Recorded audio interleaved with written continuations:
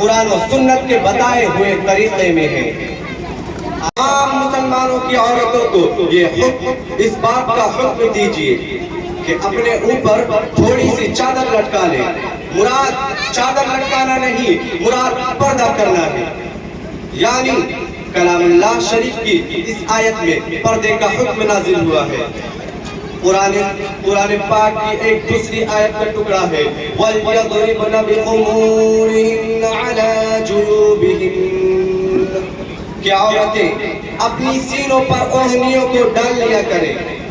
اس آیت میں بھی پردہ کے جانب اشارہ ہے۔ مگر دوستو، جب مذہب اسلام کے روشن ستاروں نے کفر الحال، ظلم و جہالت کے بادل چھٹے، بے غیرتی اور بے حیائی کی تاریکیاں ختم ہوئی، قرآن پاک کے عدل و انصاف سے باطل کے لہراتے جھنڈے گر پڑے، مظلوموں اور بے کسوں کو مساوات اور برابری کا درجہ ملا۔ خاص طور پر ان عورتوں کو جو ظلم و ستم کی چکی میں پس رہی تھی، مصائب و آلام کے پہاڑ ان پر توڑے جا رہے تھے، اسلام نے ان کو ذلت و پستی کے غار سے نکال کر بلندی پر پہنچایا۔ ظہور اسلام سے لے کر صدیوں تک مسلمان عورتوں کے بڑائی کے گیت گائے جاتے رہے۔ اگر تاریخ کے اوراق کھولے جائے تو غیر مسلم عورتوں پر مسلمان عورتوں کی فضیلت اور برتری دکھائی دے گی، لیکن دیکھتے ہی دیکھتے پوری دنیا میں شیطانی ڈنکے بجنے لگے۔ مسلمان عورتوں کو مکاری و عجاری کے پندے میں پھنسانے کے ارادے ہونے لگے۔ عورت کو اس کے گھر کی چہار دیواریں سے نکال کر شارع عام پر بدنام و رسوا کرنے کے انتہا کوشش کیے گئے۔ اسے شمع محفل بنا کر درندہ صفت انسانوں کے حوالے کیا گیا۔ پردہ کے مخالفت لاکھ و صفحات سیاہ کر دیے گئے۔ ان کی صرف ایک ہی صدا تھی کہ پردہ کے گریبان کو چاک چاک اور ریزہ ریزہ کیا جائے، اور عورت کو بے لگام اور بے حیا چھوڑ دیا جائے، وہ جو چاہے گل کھلائے۔ چنانچہ خواہشات کے ان پھٹوؤں کی آرزویں پوری ہوئی، اور انہوں نے آہستہ آہستہ مسلم خواتین کو بہکا لیا، اور مسلم خواتین اور مسلم عورتوں نے بھی پردے جیسی عظیم نعمت کو پیٹھ پیچھے ڈال کر مردوں کے ساتھ کاندھے سے کاندھا ملا کر چلنا شروع کیا۔ پھر نہ پوچھئے کہ اسلامی معاشرہ میں کن کن خرابیوں سے دوچار ہوئی، کتنی مصیبتوں اور آفتوں کا سامنا ہوا۔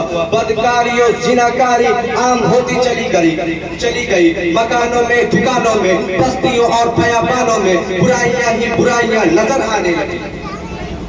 محترم دوستو، اسلامی دشمن طاقتین یورپ اور امریکہ پردہ کے خلاف نعرہ بلند کرے تو ہمیں اس میں کوئی تعجب و حیرانی نہیں، چونکہ اسلامی تعلیمات کو ہر طرح بدنام کرنا ان کا سیوا بن چکا ہے۔ مگر افسوس صدا افسوس کہ آج ہمارے قوم کے اکثر لوگ جو مسلمان ہونے کا دعویٰ کرتے ہیں، محمد عربی صلی اللہ علیہ وسلم کے امتی کہلاتے ہیں، وہ بھی اسی ذہنی غلامی کا شکار ہے۔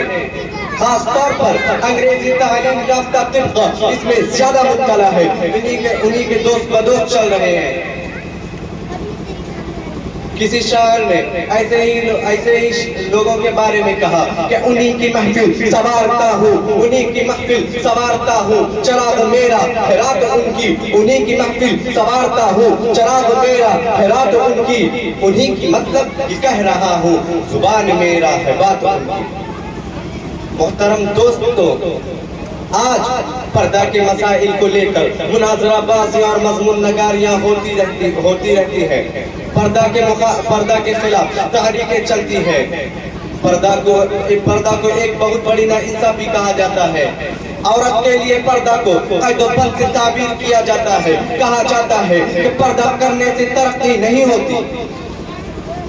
نتیجہ یہ کہ آج ہمارا خاندانی اور معاشرتی نظام تباہ ہو چکا ہے۔